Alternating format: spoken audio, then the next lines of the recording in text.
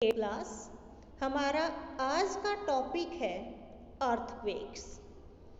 आपने थंडरस्टॉर्म और लाइटनिंग के बारे में पढ़ा है। सेवेंथ में आपने साइक्लोन्स के बारे में पढ़ा था। ये वो नेचुरल फिनोमिना हैं जो लार्ज स्केल पे ह्यूमन लाइफ और प्रॉपर्टी को डिस्ट्रॉय कर सकती हैं। लेकिन ये एक अच्छी बात है कि इन फिनोमिना का कुछ हद तक पहले पता लगाया जा सकता है। Weather department time to time इनके बारे में बताता रहता है। अगर जैसे थंडरस्टॉर्म आ रहा है तो पॉसिबिलिटी है कि लाइटनिंग और साइक्लोन आ सकते हैं। इसलिए हमें टाइम मिल जाता है अपने आप को प्रोटेक्ट करने के लिए ताकि डैमेज मिनिमम हो।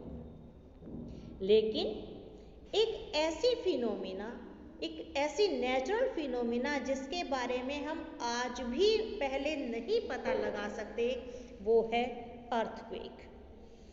अर्थक्वेक की वजह से ह्यूमन लाइफ और प्रॉपर्टी बहुत ही ह्यूज स्केल पे डिस्ट्रॉय हो जाती है।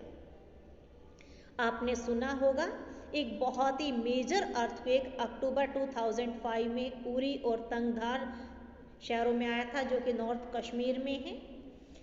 ऐसा ही एक अर्थक्वेक 26 जनवरी 2001 को गुजरात के भुज में भी आया था, जिसमें बहुत ज़्यादा लाइफ और प्रॉपर्टी डिस्ट्रॉय हो गई थी। अब क्वेश्चन उठता है कि अर्थक्वेक है क्या, क्या होता है जब ये आता है और इसके इफेक्ट्स को मिनिमाइज कैसे किया जा सकता है। इन्हीं सब के बारे में हम पढ़ेंगे। तो अर्थक्वेक क्या है? Earthquake is a sudden shaking of the earth which lasts for a very short time. Earthquake क्या है कि अचानक धरती हिलने लग जाती है और ये थोड़े से टाइम के लिए होता है। तो जब अर्थ हिलती है तो उसे हम क्या कहते हैं? अर्थक्वेक। आपको वाइब्रेशंस महसूस होते हैं। ये होता क्यों है? ये होता है जब हमारी अर्थ के अंदर बहुत सारी डिस्टर्बेंस होती है, उसकी वजह से अर्थक्वेक आता है। वैसे तो अर्थक्वेक हर वक्त आते ही रहते हैं, लेकिन अक्सर उनका पता नहीं चलता क्योंकि वो इतने माइनर होते हैं। लेकिन कभी कभी जब मेजर अर्थक्वेक्स आते हैं तो वो बहुत ज़्यादा डैमेज करते हैं हमारी बिल्डिंग्स को, ब्रिज, डैम और लोगों को भी। तो उनका जो है लॉस बहुत ज़्यादा हो जाता है। उनकी वजह से लाइफ और प्रॉपर्टी का नुकसान होता है। इनकी वजह से फ्लड्स भी आ सकती हैं, लैंड स्लाइड भी आ सकते हैं।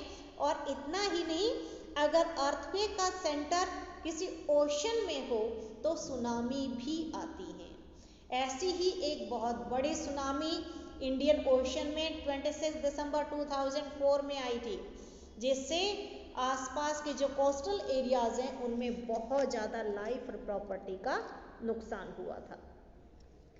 अब अर्थक्वेक कैसे आते हैं?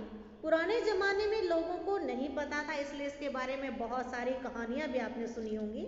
लेकिन एक्चुअल में क्या है? एक्चुअल में देखें तो अर्थ की 3 लेयर्स होती हैं।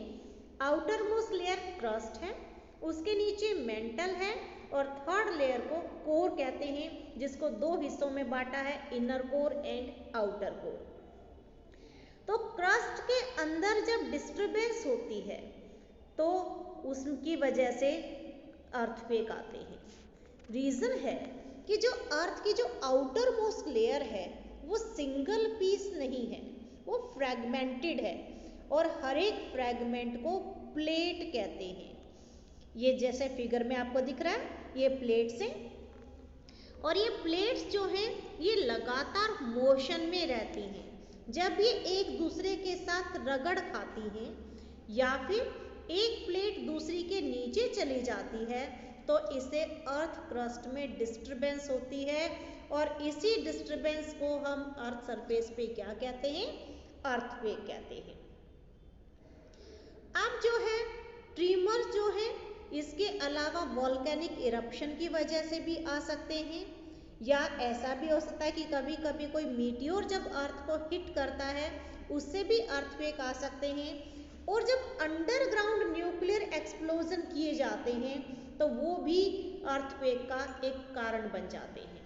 लेकिन ज़्यादातर अर्थक्वेक अर्थ की प्लेट्स की मूवमेंट की वजह से आते हैं। जहाँ पे अर्थ की जो प्लेट्स हैं वो आपस में मिलती हैं, उनको सिज्मिक या फॉल्ट जोन कहा जाता है। उनकी बाउंड्री, प्लेट की बाउंड्री पे जो एरिया है वहाँ पे अर्थक्वेक आने की सबसे ज़्यादा पॉसिबिलिटी है और उस जगह को फॉल्ट जोन या सिज्मिक कहा जाता है। इंडिया में फॉल्ट जोन कौन कौन सी हैं? कश्मीर है, वेस्टर्न एंड सेंट्रल हिमालय है, पूरा का पूरा नॉर्थ ईस्ट है, रन ऑफ कच्छ है, राजस्थान है और कुछ एरिया साउथ इंडिया के हैं, वो सभी डेंजर जोन में आते हैं। अर्थक्वेक की पावर को रिक्टर स्केल पे मेजर किया जाता है। रिक्टर स्केल पे अगर मैग्नीट्यूड 2 या 3 है तो आपको पता भी नहीं चलेगा, लेकिन अगर मैग्नीट्यूड उस अर्थक्वेक का 7 या उससे ज़्यादा है तो बहुत ज़्यादा डिस्ट्रक्शन होती है, जैसे कि भुज या कश्मीर के अर्थक्वेक में आई थी। ये जो आपको फिगर दिखाई दे रही है, ये एक ऐसा इंस्ट्रूमेंट है जिससे अर्थक्वेक को मेजर किया जाता है। इंस्ट्रूमेंट को सिज्मोग्राफ कहा जाता है और जिस स्केल पे इसको मेजर करते हैं वो क्या है? रिक्टर स्केल है। अर्थक्वेक से आप अपने आप को प्रोटेक्ट कैसे कर सकते हैं, इसका पहले से तो पता चलता नहीं, इसलिए इसके लिए हमें थोड़ी सी प्रिकॉशंस लेनी पड़ती है कि अगर आ जाए तो डैमेज मिनिमम हो। इसके लिए हमारी जो बिल्डिंग है उनकी स्ट्रेंथ ज़्यादा होनी चाहिए, इसलिए जब भी कोई बिल्डिंग बनानी हो तो क्वालिफाइड आर्किटेक्ट या स्ट्रक्चरल इंजीनियर से ही कंसल्ट करना चाहिए। सिज्मिक एरिया में जो मकान बनते हैं वो लकड़ी या मिट्टी का यूज़ करके बनाए जाने चाहिए, ताकि अगर जो है वो गिरे भी तो लॉस मिनिमम हो। कपबोर्ड या जो शेल्व्स हैं वो दीवारों के साथ फिक्स होनी चाहिए ताकि वो नीचे ना गिरे। इतना ही नहीं, जब अर्थक्वेक आया हो तो आप ध्यान रखें कि आप दीवार से दूर रहें, क्योंकि दीवार पे घड़ी या फोटो फ्रेम जो टंगे होते हैं वो आपके ऊपर गिर सकते हैं। अर्थक्वेक के टाइम पे जो है शॉर्ट सर्किट भी अक्सर हो जाता है, जिससे आग लग जाती है बिल्डिंग में, तो इसलिए फायर इक्विपमेंट्स भी वर्किंग ऑर्डर में होने जरूरी हैं। तो जब भी अर्थक्वेक आता है आप इसको पहले से पता नहीं लगा सकते, तो जब आता है तो आपको क्या करना चाहिए कि लॉस मिनिमम हो। अगर आप घर पे हैं तो किसी टेबल के अंडर शेल्टर ले लें, ताकि कुछ चीज़ें गिरें तो सीधे आपके सिर पे ना गिरें, आप बच जाएं। हैवी ऑब्जेक्ट जैसे कि अलमीरा है उससे दूर हो जाएं। अगर आप बेड पे हैं तो तकिया सिर पे रख लें, ताकि कोई भी चीज़ गिरे तो डायरेक्ट सिर पे ना गिरे। हाँ, अगर आप घर से बाहर हैं तो आप किसी खुली जगह पे चले जाएं और पावर लाइन से भी दूर रहें। अगर आप कार या बस में हैं तो बाहर मत आएं, बल्कि ड्राइवर को कहें कि वो किसी क्लियर स्पॉट पे आए और जब तक ट्रिमर रुक नहीं जाते। इसके साथ ही आपका चैप्टर कंप्लीट। Thank you.